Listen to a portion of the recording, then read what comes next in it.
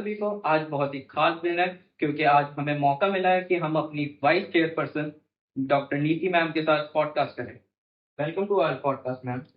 Ma'am, हमने बहुत बातें सुनी हैं आपके बारे में। आप कुछ अपने अपने नजरिए से अपनी बातें बताइए। ज्यादा कुछ जानने के लिए आपको है नहीं। आपने सुना मुझे अच्छा लगा सुन के। नॉर्मल जैसे लोग होते हैं बिल्कुल वैसे ही मैं। बचपन से मुझे थोड़ा पढ़ने लिखने का शौक रहा है। मैं अलीगढ़ को बिलोंग करती हूँ। Aligarh university and Agra university board. हम लोगों के टाइम में इंटरनेट की कोई सुविधा नहीं थी, तो एंटरटेनमेंट के लिए और नॉलेज दोनों के लिए बुक्स को ही देखना है। तो मेरे फादर अपने टाइम में बहुत ही लिटरेट पर्सन थे, उनको बहुत शौक था बुक्स का, तो वो हम सब सिस्टर ब्रदर्स में आया है शौक। तो बिल्कुल आप जैसे नॉर्मल बच्चों की तरह कार्टून बुक्स से लेके और फिर मैगजीन और फिर नॉवेल्स और फिर फिलोसफी, ये सब कुछ जिंदगी में एज के हिसाब से ही आया है। बचपन में जब छोटे थे तो जन्माष्टमी सेलिब्रेट करते थे, तो हम लोगों के लिए जन्माष्टमी का मतलब होता था घरों में झांकियां सजाना। फिर थोड़ा और बड़े हुए, क्योंकि अलीगढ़ वृंदावन मथुरा के रेडियस में आता है, तो वहाँ कृष्ण का बहुत महत्व है। तो जब थोड़ा और बड़े हुए तो रास और ये सारे प्लेस कृष्ण लीला, वो हम लोगों की जिंदगी में था। वो भी हमारे लिए बहुत बड़ा फैसिनेशन था। फिर जब थोड़ा और बड़े हुए तो थोड़ा पढ़ना शुरू किया। लेकिन आज मैं आपसे कृष्ण के बारे में कुछ कहना चाहती हूँ। मेरे लिए टर्निंग पॉइंट शायद महाभारत सीरियल था। जब मैंने महाभारत सीरियल देखा, तो उससे पहले मुझे इतनी ज्यादा कोई नॉलेज नहीं थी।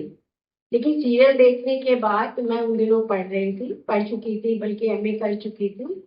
तो मुझे लगा कि ये जो सब्जेक्ट है इसके बारे में मैं बहुत कुछ कहना चाहूँ। बेसिकली मेरी एजुकेशन, मैंने एमए पॉलिटिकल साइंस में किया है। उसके बाद शादी के बाद मेरी फैमिली बहुत ही ज्यादा, एक तरह से अल्ट्रा मॉडर्न तो नहीं कह सकती, पर उनके काफी व्यूज अच्छे थे एजुकेशन के बारे में, क्योंकि अपने ही काफी एजुकेशन इंस्टीट्यूशन थे। तो पढ़ने का दोबारा जब मन किया तो मैंने अपनी पसंद से चॉइस में मैंने ऑल्टरनेटिव मेडिसिन में डॉक्टरेट ली है, एक्यूपंक्चर एक्यूप्रेशर में। तो वो एक 5 एलिमेंट थ्योरी अलग है, उसके बारे में फिर किसी दिन हम बात करेंगे। प्रेजेंटली मेरा रोल सिर्फ इतना है कि मैं इस फैमिली से कनेक्टेड हूँ। तो लीलावती स्कूल की वाइस चेयरपर्सन हूँ, रामपुर विद्या मंदिर की मैनेजर हूँ, हेरिटेज प्ले स्कूल की डायरेक्टर हूँ। हम लोगों की फैमिली का कई जनरेशन से रामजिस फाउंडेशन से बहुत बड़ा एसोसिएशन है। तो सबसे पहले लाला जगन्नाथ जी, फिर my father in law Shri Rajkumar ji, Harsh Gupta ji, मैं और यशराज गुप्ता, हम सब लोगों ने समय समय पे रामजिस फाउंडेशन में बहुत काम किया है। रामजिस फाउंडेशन का school RKLM senior secondary school, मैं वहां भी मैनेजर हूँ। एंड हम लोगों की फैमिली का एक स्कूल और है, ओम प्रकाश बाल विकास मंदिर, मैं वहां भी मैनेजर हूँ। और हर जगह किसी न किसी पोस्ट पे किसी एजुकेशनल इंस्टीट्यूट में होने के कारण मुझे लगता है कि हम एजुकेशन में जितना कुछ भी कर रहे हैं वो हमेशा कम ही रहे। तो हर दिन ये इच्छा है कि और कुछ बेहतर किया जाए।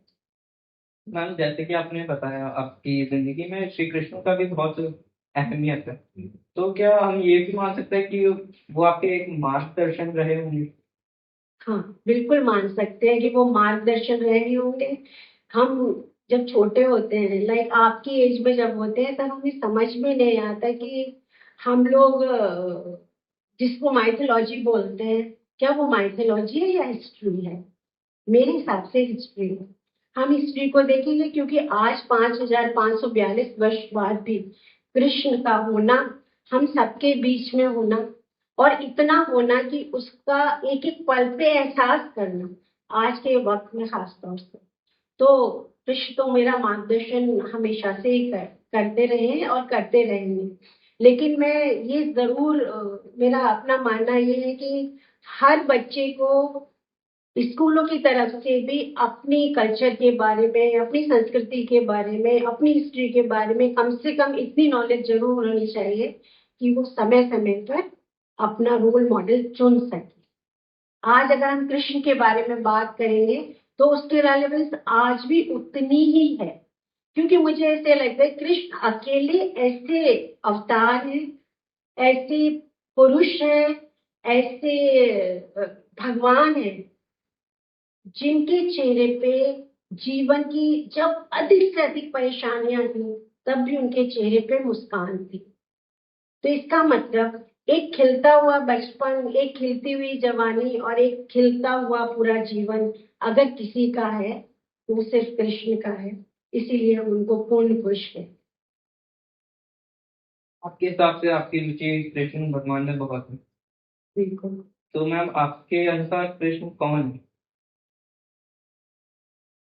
आप पढ़ रहे हैं तो आपने डार्विन की थ्योरी पढ़ी हो, एवोल्यूशन की थ्योरी, कि मानव का विकास कैसे हुआ। तो जब मैं कृष्ण को पढ़ रही थी तो मुझे लगा कि ये तो अभी कुछ 100 सालों की बात है। डार्विन, हम लोगों के यहाँ अवतारों की एक श्रृंखला है पूरी। तो अगर डार्विन कहते हैं कि इंसान का जन्म वाटर से हुआ है, तो ये थ्योरी सबसे पहले हमारे यहाँ आती है, क्योंकि हमारा पहला अवतार मत्स्य अवतार था जो पानी में था। इसके बाद दूसरा अवतार था जो कश्यप अवतार था, जो एक कछुआ था, जो पानी में भी था और जमीन पे भी था। इसके बाद हमारे यहाँ तीसरा अवतार हुआ जो बड़ा अवतार था, जो पानी से निकल के दलदल में आया और जमीन पे आया। उसके बाद चौथा अवतार था नरसिंह अवतार, जो आधा मानव था और आधा पशु था।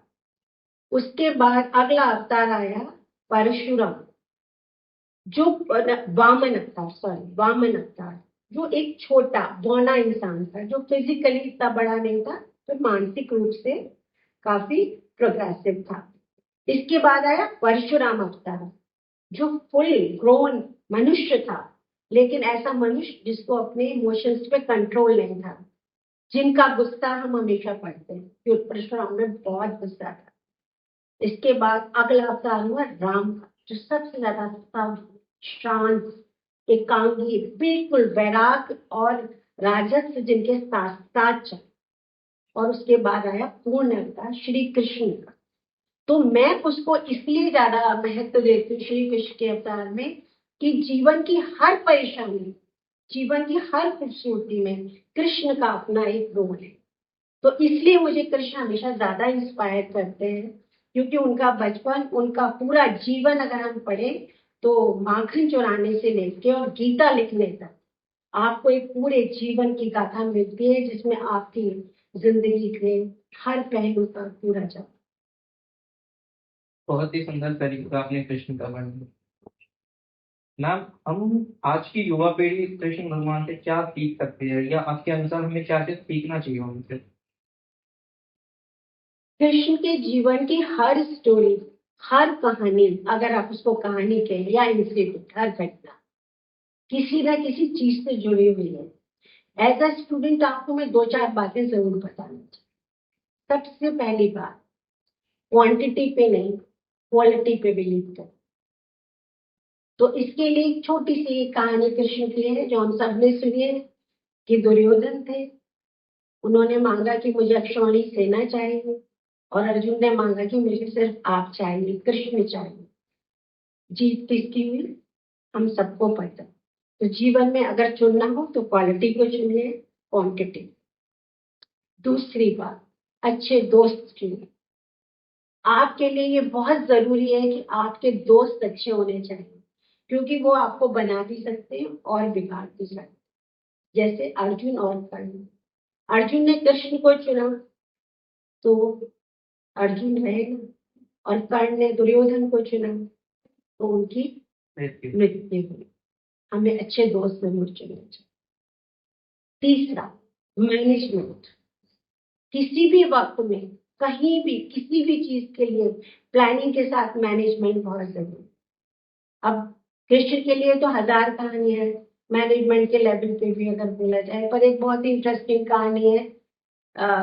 उनको एक नाम दिया जाता है रणछोड़ दास, कि ऐसा भी कभी होता है कि कोई कृष्ण, कोई भगवान, कोई देवता युद्ध छोड़ के चला जाए, लेकिन कृष्ण ने छोड़ा, क्योंकि वो उनका मैनेजमेंट था। उन्होंने कहा आज अगर हम लड़े तो हम शायद हार जाए, पहले इकट्ठे हो ले, अपने आप को सक्षम बना ले, फिर लड़ेंगे तो हम जीत जाएंगे, और वो जीत गए। सो मैनेजमेंट भी एक क्वालिटी है जो हम बच्चों को जरूर सीखना चाहिए। आई थिंक अगर हम कृष्ण भगवान के बारे में और बोलेंगे तो ये पॉडकास्ट बहुत लंबा हो जाए, तो आज के लिए पॉडकास्ट को यहीं पे खत्म करते हैं। Thank you so much ma'am, आपसे हमने बहुत कुछ सीखने को मिला।